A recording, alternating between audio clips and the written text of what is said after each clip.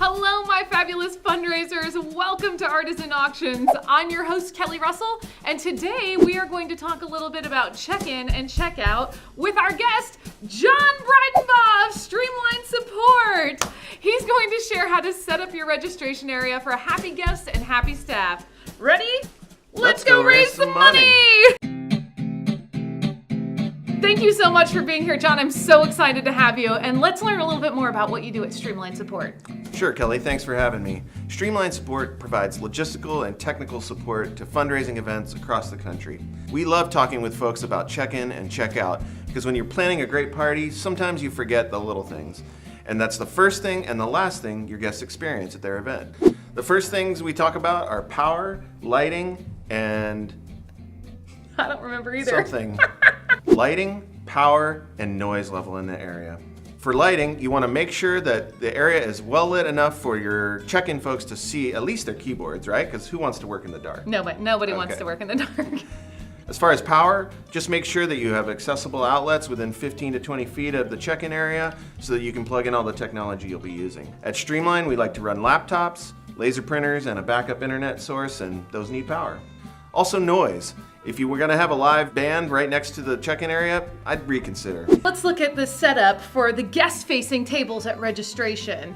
And keeping in mind that this is for a traditional check-in process where numbers are pre-assigned and they're getting their bid cards and the catalogs as they check in. How do we set that up for success? We like to use a formula of 4 feet for every check-in station. So if you're going to have 4 check-in stations, that's 16 feet a table, or 2 8-foots.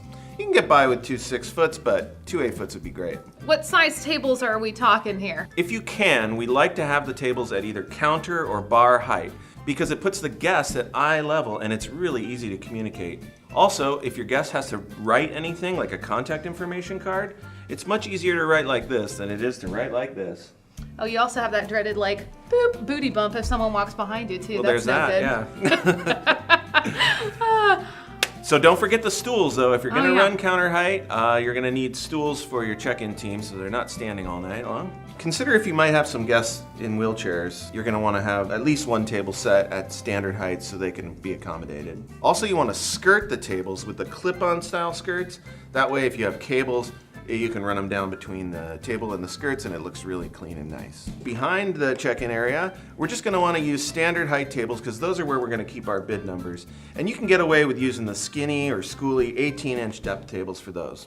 How many volunteers do we need to prepare for the check-in area? So we use a formula of 1 volunteer for each check-in station who's gonna be on the computer and actively checking the guests in.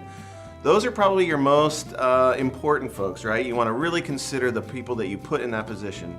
They should have customer service skills and technical skills. They should feel comfortable on a computer and then kind of, somewhat high pressure situation. What about the people behind the table? They're being proactive, looking for the bid numbers or listening for the bid numbers as the guests are checking in. And we use a formula of 1 for every 2 check-in stations. Excellent. Thank you, John, for being here. We're so glad that we get to work with Streamline Support so often. You guys make it easy for us, and we love that. Check back when we take a deeper dive into our best practices for your check-in and check-out procedures. And John will join us, right, John?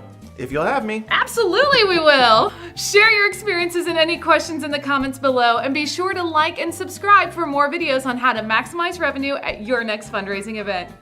See you next time.